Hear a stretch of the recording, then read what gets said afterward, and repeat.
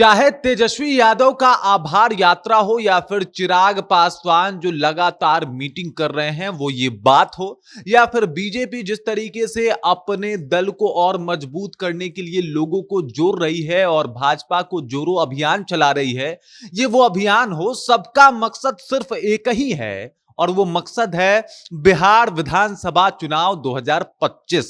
जी बिल्कुल, 2025 की तैयारियों में सभी पार्टियां जो है वो लीन है, डूबी हुई हैं।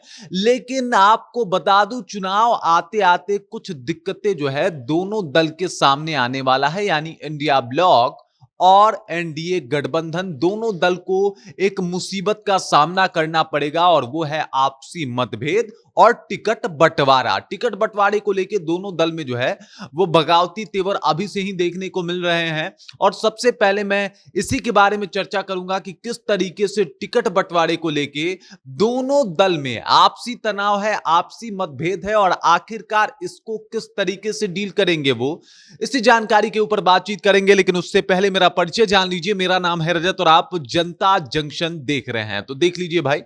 सबसे पहले आप समझ जाइए कि ये जो दोनों दल हैं, ये आप सबसे पहले एक नजर देख लीजिए। ये है इंडिया अलायंस। इंडिया अलायंस में बहुत सारे दल हैं, बहुत सारे लोग हैं और सब लोगों की अपनी अपनी डिमांड है, सब लोगों की अपनी अपनी मांग है। सबसे पहले समझिए कि जो लेफ्ट है, यानी जो लेफ्ट के नेतागण हैं, वो उसी वक्त से नाराज चल रहे हैं इंडिया ब्लॉक में और खासकर तेजस्वी यादव से, लालू यादव से। जब रुपौली में उपचुनाव हो रहा था और उस वक्त जो है वो लालू प्रसाद यादव बिना पूछे वो जो उन लोगों का सीट था, यानी जो लेफ्ट का सीट था, उसे उन्होंने विभा भारती को दे दिया था। इसके बाद उन्होंने इस बात को, इस मामले को दुर्भाग्यपूर्ण बताया था। मतलब उस टिकट बंटवारे से खुश नहीं थे लेफ्ट वाले। और इस बार जब टिकट बंटवारा होगा और जब आप 2020 का आंकड़ा देखिएगा तो आप देख पाइएगा कि इसमें जो लेफ्ट का परफॉर्मेंस रहा है वो बहुत शानदार रहा है और वो अपने परफॉर्मेंस के हिसाब से डिमांड करने वाले हैं, तेजस्वी यादव से डिमांड करने वाले हैं आरजेडी से, क्योंकि आरजेडी ही अभी इसको लीड कर रही है बिहार में इंडिया ब्लॉक को। और इस वजह से ऐसा डिमांड होगा और एक बार फिर से मुश्किलें बढ़ेगी, क्योंकि सिर्फ डिमांड इनका नहीं होगा, कांग्रेस भी इस बार उसी तरीके से डिमांड करने वाली है। पप्पू यादव जो खुद को कांग्रेस का नेता बताते हैं, वो लगातार ये बात कह रहे हैं कि भाई इस बार का जो चुनाव होगा, अगर हम साथ लड़ेंगे तो हमारी भागीदारी आरजेडी से कम नहीं होनी चाहिए। और एक बार तो वो ये भी कह दिए थे कि भाई अकेले ही सभी सीटों पर चुनाव लड़ा जाना चाहिए। अब कह रहे हैं कि भाई हमारी भागीदारी आरजेडी से कम नहीं होनी चाहिए। ये बातें जो है वो मुश्किलें बढ़ा रही हैं। उधर मुकेश सहनी जी हैं। मुकेश सहनी ने अपने इरादे स्पष्ट कर दिए हैं कि भाई इस बार जो है हम भी अपनी दावेदारी ठोकेंगे।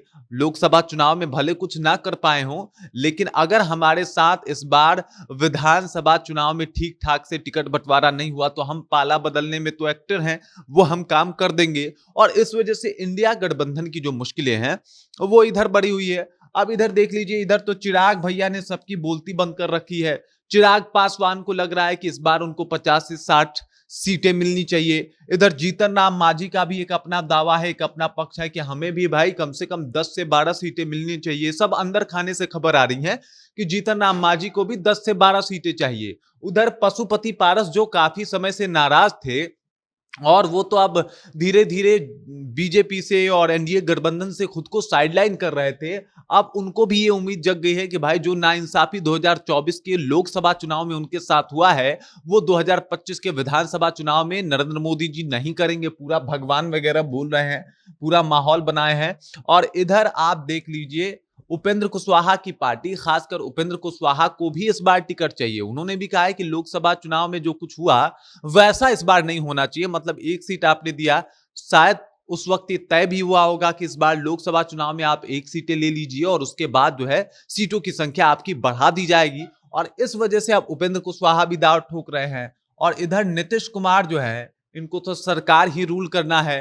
तो आप समझ जाइए कि किस तरीके से इस बार का टिकट बंटवारा होगा। सबसे ज्यादा झंझट तो मुझे एनडीए में देखने को मिल रहा है। उसके बाद अगर इंडिया ब्लॉक को देखा जाए तो यहां भी परेशानियों का सबब जो है वो साफ साफ तौर पे दिखाई दे रहा है। हर एक नेता बागी है। मतलब ये बात ये है ना कि साथ हैं, लेकिन सिर्फ कहने को, सब लोग अपना मतलब साधने को एक दूसरे के साथ आए हैं और राजनीति में ये ऐसा पहली बार देखने को नहीं मिला है। राजनीति में मतलब साधा जाता है एक दूसरे के साथ मिलके, और ये देखने को स्पष्ट रूप से मिल भी रहा है। तो अब टिकट बंटवारे को लेके हो हंगामा होना तय है, और चाहे वो इंडिया ब्लॉक हो या फिर एनडीए गठबंधन, आप लोग चाहे तमाम तरह की यात्रा कर ले, लेकिन अपने गृह कलह से, जो आपके घर में घमासान मचा हुआ है, जो आपके गठबंधन के दलों में घमासान मचा हुआ है, उससे आप कैसे छुटकारा पाएंगे, उससे आप कैसे आगे निकल पाएंगे, ये देखना ये काफी चैलेंजिंग होगा। ये तेजस्वी यादव के लिए भी चैलेंजिंग होगा, नीतीश कुमार के लिए भी चैलेंजिंग होगा, और बीजेपी के लिए भी चैलेंजिंग होगा। बाकी इस खबर को लेके,